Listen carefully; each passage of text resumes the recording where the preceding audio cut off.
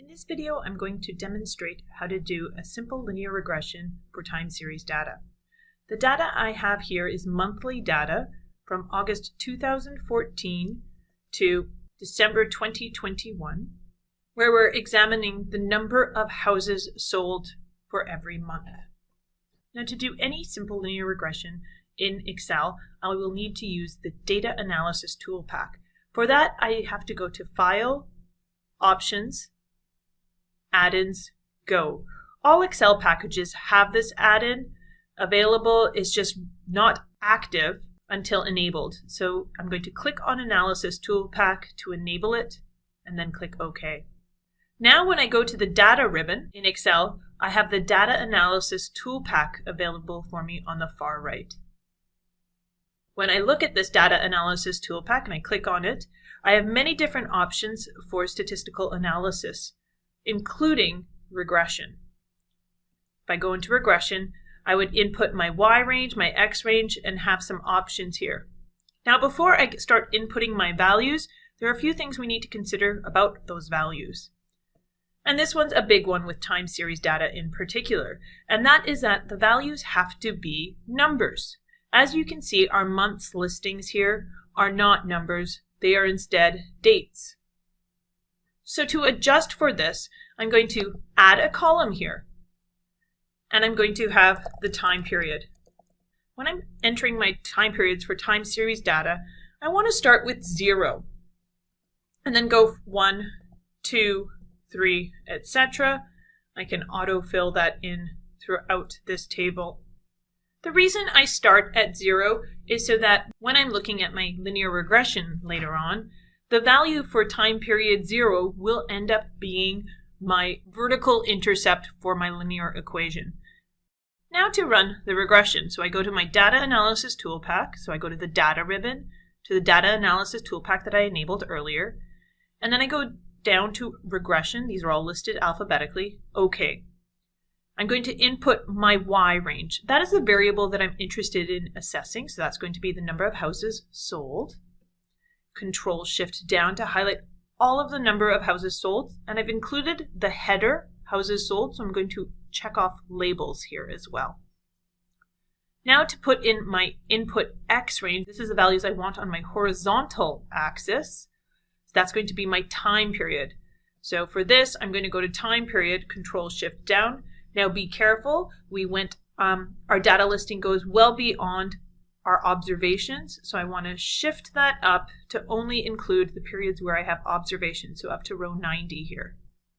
And now you can see that I have my X values from A1 to 90 and my Y values from C1 to 90, the same range for each variable. I'm almost done my regression now. I'm simply going to select where I want to put the regression output now. So I'm going to put mine in a new worksheet entitled Time Series Regression. And the last thing I'm going to do is I'm going to click off these options here, residuals, residual plots, and line fit plots. This is more for our later modules than for now. We're not going to be interpreting them right away, but I want to develop the habit of checking off those boxes as we will be using some of that information in our future modules. From here, I'm going to simply press OK, and I get this regression output. These are the plots that I had checked off. Again, I'm going to ignore those for now. This is the part that I'm going to focus on today. So here is my regression output. For this module, the information I'm most interested in is right here, which I've just highlighted in yellow. Using this information, I can write a linear regression equation to estimate the number of houses sold.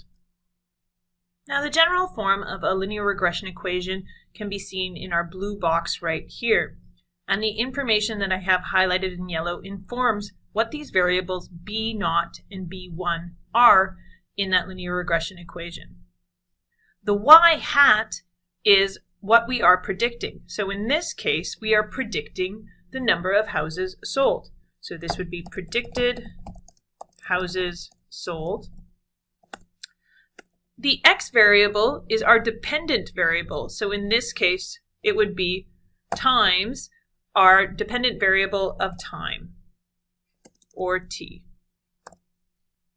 The B0 is our intercept. As we can see here, it's listed as intercept, so that value would be 118.2637.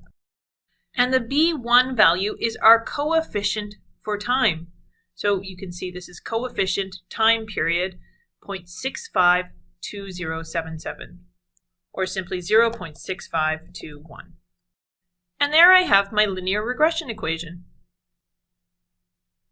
The other value that we might be interested in at this point in the course is the multiple R value.